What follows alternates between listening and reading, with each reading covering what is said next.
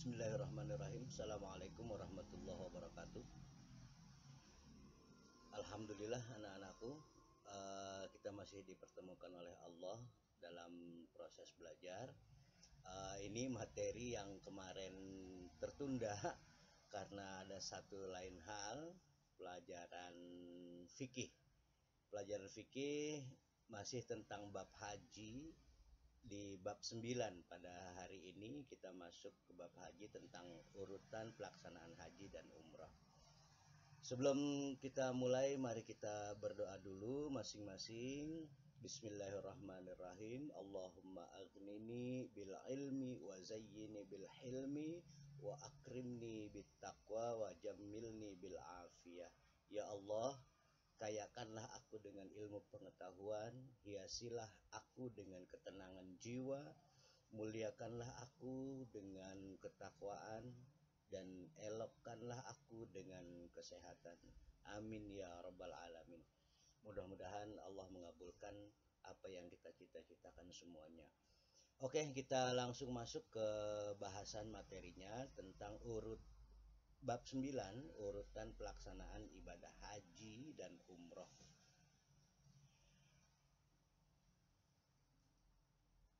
Ibadah haji dan umroh.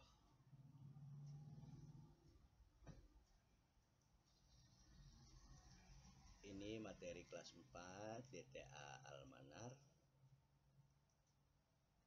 Perjalanan haji. Ini sekilas gambaran haji kalau kita jamaah Indonesia yang biasanya ada di gelombang 1 itu berangkat biasanya sebelum 10 hari menjelang pelaksanaan ibadah haji. Batas akhir itu 10 hari menjelang pelaksanaan ibadah haji. Ini urutannya kalau dari Indonesia masuk ke Bandara Jeddah King Abdul Aziz, mereka langsung diberangkatkan ke kota Madinah untuk melaksanakan sholat arba'in. Sholat arba'in itu melaksanakan sholat fardu 40 waktu di Masjid Nabawi. Itu sudah menjadi sunnah buat jamaah Indonesia. Lalu dari Madinah itu akan ke Mekah melalui Bir Ali. Bir Ali itu tempat mikot makani.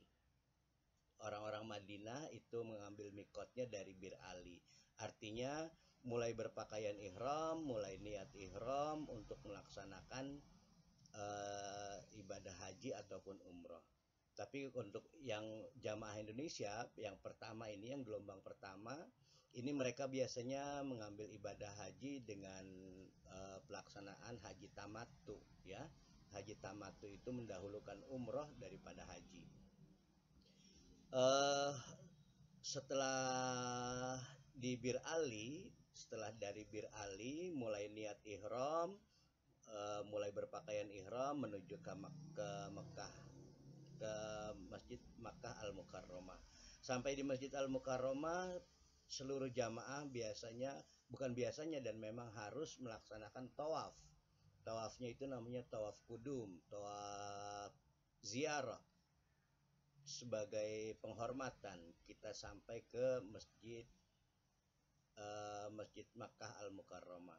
Dari situ baru kita ke tempat penginapan, ke hotel-hotel yang ada di sekitar Makkah Al-Mukarramah. Sambil menunggu tanggal 8, tanggal 9 Zulhijjah untuk persiapan pelaksanaan ibadah hajinya. Selama menunggu itu biasanya jamaah Indonesia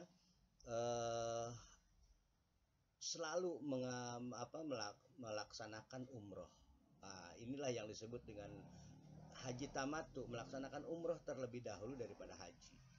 Ya, mereka ini nanti akan dikenakan dam, mereka kena denda. Lalu ketika sudah biasanya tanggal 8, tanggal 9 Zulhijjah, jamaah Indonesia itu sudah bersiap-siap, berpakaian ihram, berniat ihram untuk pelaksanaan ibadah haji, bersiap-siap untuk dari sini menuju ke Arafah. untuk melaksanakan wukuf di Arafah. Wukuf di Arafah itu mulai dari tanggal 9 ba'da zuhur sampai tanggal 10 wukuf di Arafah.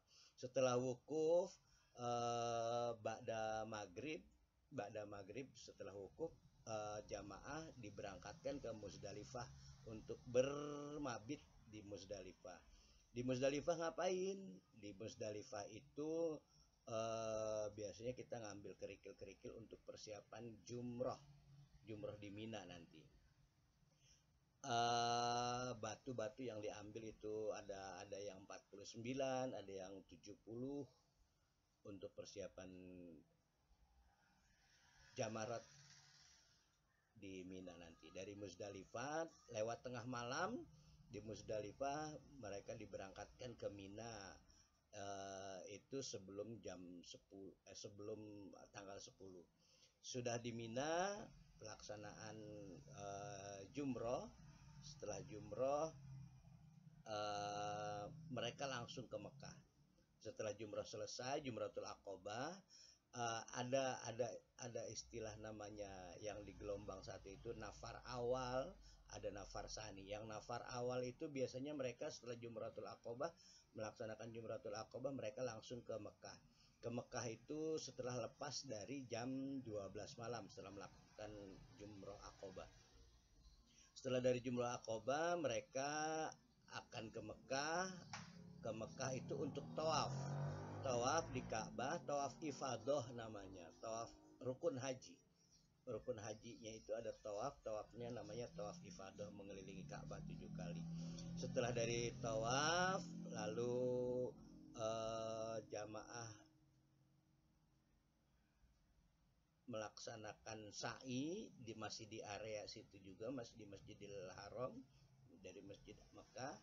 Dari sa'i dari Bukit Safa Marwah sampai 7 kali, berhenti di Bukit Marwah, dan jamaah akhir dari pelaksanaan ibadah haji dengan tahallul.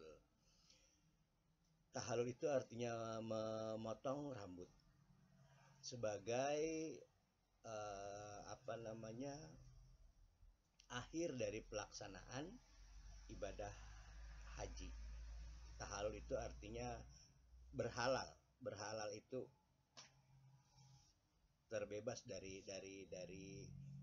segala yang dilarang ketika pelaksanaan ibadah haji itu.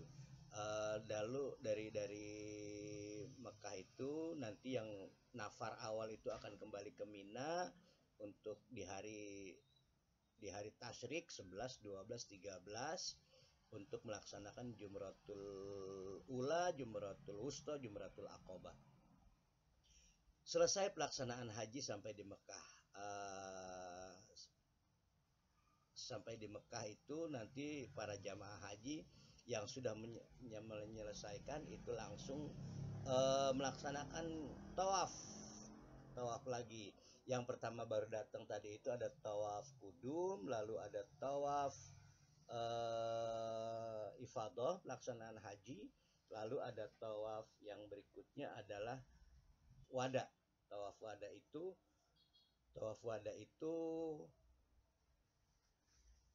tawaf perpisahan setelah melaksanakan ibadah haji. Itu kira-kira urutannya. Baru dari situ nanti berangkat lagi ke King Abdul Aziz, Mekah Al Mukarramah, selesai sampai kita ke Indonesia lagi. Oke, kira-kira itu pelaksanaan ibadah haji dan umroh yang dapat Bapak sampaikan. Mudah-mudahan paling tidak ada gambaran lah sedikit buat kalian untuk tata cara pelaksanaan haji. Bedanya dengan umroh, kalau umroh tanpa ada wukuf, tanpa ada mabit di Muzdalifah, di Mina, tanpa ada jumratul aqobah, tanpa ada jumroh. Mudah-mudahan bisa dipahami. Ada catatan berikutnya, nanti ada rukun haji, syarat wajib haji dan segala macamnya, nanti bisa kalian baca, kalian catat, kalian pahami dari buku Terima kasih atas segala perhatian. Hadanallahu wa iyyakum. Wassalamualaikum warahmatullahi wabarakatuh.